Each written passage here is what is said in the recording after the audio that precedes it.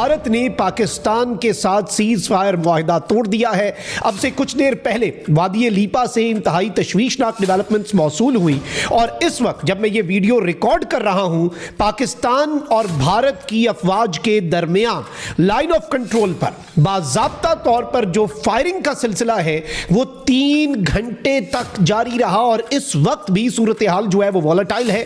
Pakistan army, Pakistan air force और Pakistan navy इस वक्त मुकम्मल तौर पर हाई अलर्ट पे जा चुकी हैं कि रात गए पाकिस्तान की फिजाई हुदूद को बंद कर दिया गया। पाकिस्तान की फाइटर जेट जो हैं वो हंगामी परवाजों पे जंगी मशकें स्टार्ट कर दी और साथ ही नोटम जारी कर दिया गया। जंग के बीच एयर स्पेस पाकिस्तान ने बंद कर दिया अपना इस बीच, तो ये एक बड़ा अपडेट है।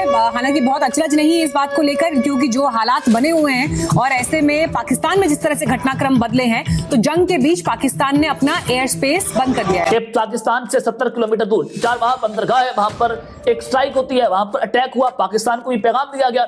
ईरान बॉर्डर पर पाकिस्तान की फिजाइया अपने लड़ाका प्यारे लेकर एक्टिवेट हो गई और इंडिया के बॉर्डर से उधर से इंडिया की फौजी आई, पाकिस्तान को उधर पर जाकर हाई अलर्ट हो गया। और अब जो खबरें आ रही हैं कि फिजाई हदूद को बंद कर दिया गया। दूसरी जानिब कहा जा रहा था कि पाकिस्तान ईरान के बाद पाकिस्तान अगला नंबर है। इसराइल से एक स्टेटमेंट जो सामने आई थी। बहुत बड़ी खबर सामने आई है कि इंडियन फोर्सेस, ना सिर्फ इंडियन आर्मी बल्कि इंडिया की एयरफोर्स और इंडियन नेवी, ये तीनों मिल पाकिस्तान के बॉर्डर के बिल्कुल करीब। इधर से पाकिस्तान आर्मी, पाकिस्तान फोर्सेस भी हाई अलर्ट हो चुकी हैं कि क्या फिर माहौल जंग की तरफ जाता नजर आ रहा है, क्या फिर पाकिस्तान इंडिया या दोनों कंट्रीज की तरफ से कोई एडवेंचर मिस एडवेंचर करने की कोशिश की जाएगी।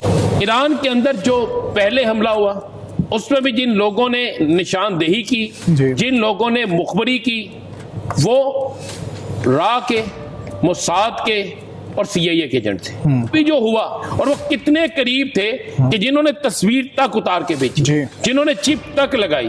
और इस पर तमाम दुनिया के ममालिक को सोचना पड़ेगा कि दो ऐसी कुव्वतें जो किसी सूरत में भी काबिल एतबार नहीं है, वो जब चाहते हैं, जिस मुल्क में चाहते हैं, जैसा चाहते हैं ऑपरेशन करते हैं। पहले हमने इंडिया के साथ जंग की, फिर हमने अफगानिस्तान के साथ जंग की, अब फिर हम इंडिया के साथ जंग करने की तैयारी पकड़ रहे हैं। ठीक है, तो ये भी तो कर रहे हैं ना, दोनों साइड से हो रही है, जो भी हो रहा है। लेकिन मैं तो अपनी गवर्नमेंट को कहना चाहूंगा कि भाई खुदारा जंग से दूर रहे। कभी अफगानिस्तान के लड़ रहे हैं, कभी इंडिया के साथ लड़ रहे हैं, तो अभी एक चाइना बचा हुआ। तो मैं तो कहता हूँ इसको भी साथ मिल जाए तो आगे पता चले हमारी किसी के साथ नहीं बनती, हम लड़ने में बड़े माहिर हैं। असल में ये सारी खबरें हैं तो ऑथेंटिक जंग होने जा रही है। तो आप देख सकते हैं कि इसका मतलब ये हुआ कि जंग तो हो भी सकता है, काफी ज्यादा चांसेस है पाकिस्तान इंडिया के दोबारा जंग होने के। मुकाबला करना करें, मैं कहता हूँ इंडिया से करें, टेक्नोलॉजी में करें ना। वो कितना आगे जा रहा है, अगर उनके 2.5 रुपए बन रहे हैं, 3 रुपए बन रहे हैं, तो हमारा क्यों नहीं उनके बराबर का रुपया बन रहा। ठीक है, अगर वो 3 रुपए इंडिया का 3 रुपए बनते हमारे इंडिया के मुल्क में, इंडिया के 1 रुपए, हमारे 3 रुपए बनते पाकिस्तान में, इससे भी थोड़े ज्यादा बन जाते, 3.5 कर लो आप। ठीक है, तो हमारे बराबर में क्यों नहीं है। एजुकेशन में इतना आगे चले गए, क्रिकेट में इतना आगे चले गए, हर शोबे में आपको बीट कर रहे हैं। पाकिस्तान के हवाले से सुना है कि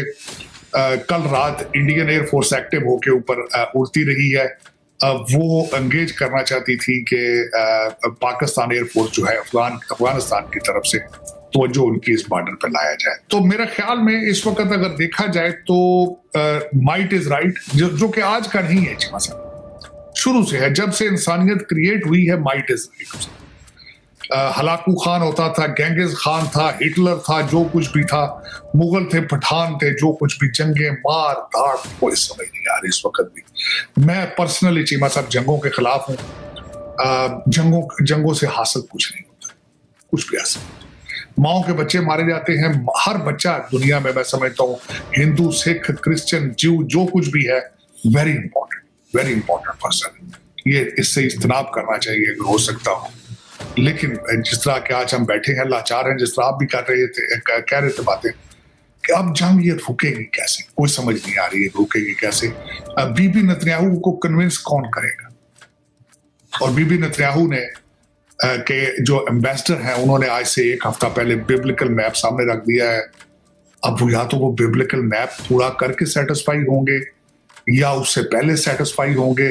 ईरान खत्म हो जाए, पाकिस्तान अगला निशाना बने, सारे मुसलमान या तो घर वापसी हो जाए, इनकी किधर चले जाएं, पता नहीं, कुछ समझ नहीं आ रही चीमा साहब के ये इस दुनिया का क्या बनेगा। मैं तो आई एम वेरी कंफ्यूज्ड। मैं खबरें देख कर जो देख रहा हूँ और उसमें सदाकत कहीं से नजर नहीं आती। एक बात जरूर नजर आती है जो खास कर बिल्कुल सामने नजर आ रही है कि पाकिस्तान के अंदर PTI, Mossad, BJP, Hamas, TTP Pakistan के खिलाफ यक ज़बान है।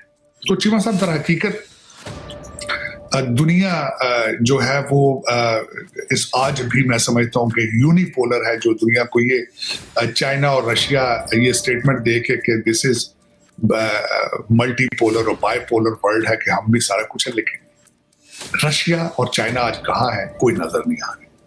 इस वक्त यूनिपोलर है, सिर्फ और सिर्फ ताकत किसके हाथ में है? बीबी नेतन्याहू के।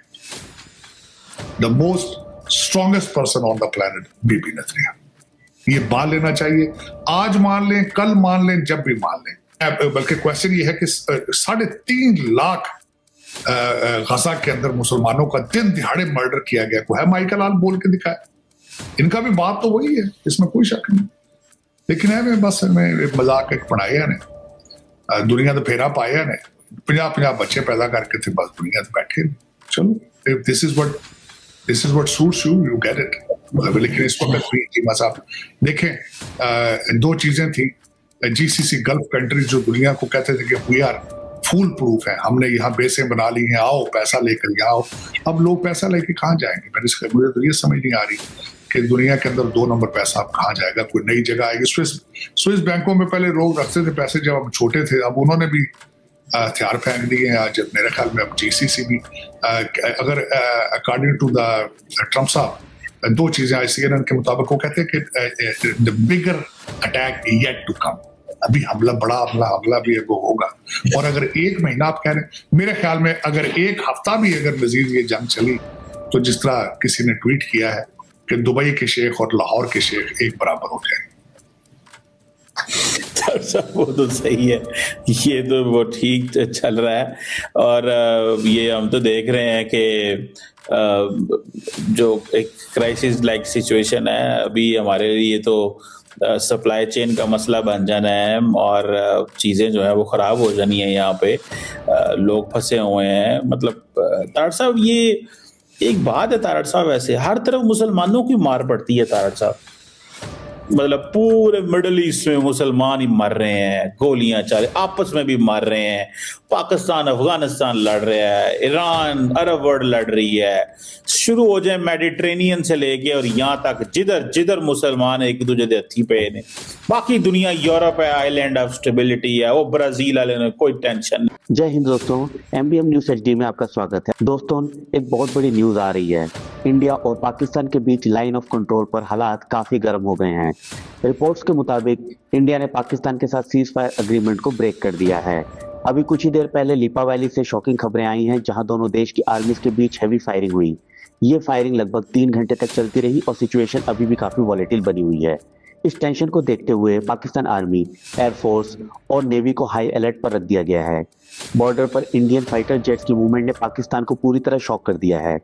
सिर्फ इतना ही नहीं, ग्लोबल मीडिया भी इस इंसिडेंट से हैरान है। ईरान इजराइल कॉन्फ्लिक्ट के बीच इंडिया का ये बोल्ड स्टेप एक बड़ा मैसेज दे रहा है। उधर पाकिस्तान ने इमरजेंसी में अपना एयर स्पेस भी बंद कर दिया है, जिसका मतलब है कि सिचुएशन किसी भी वक्त एक बड़ी एस्केलेशन का रूप ले सकती है। क्या हम एक और बड़े मिलिट्री फेस ऑफ की तरफ बढ़ रहे हैं? तो दोस्तों, ऐसी ही लेटेस्ट अपडेट्स के लिए वीडियो को लाइक करें और नीचे कमेंट्स में अपनी राय जरूर दें। मिलते हैं अगले वीडियो में। अगर आपको वीडियो पसंद आए तो चैनल को सब्सक्राइब करें और बेल आइकन को जरूर दबाएं ताकि आपको ऐसे ही लेटेस्ट वीडियो की नोटिफिकेशन मिलती रहे। Thank you for watching. मैं हूं विवेक। मिलते हैं नेक्स्ट वीडियो में। Stay updated and stay safe.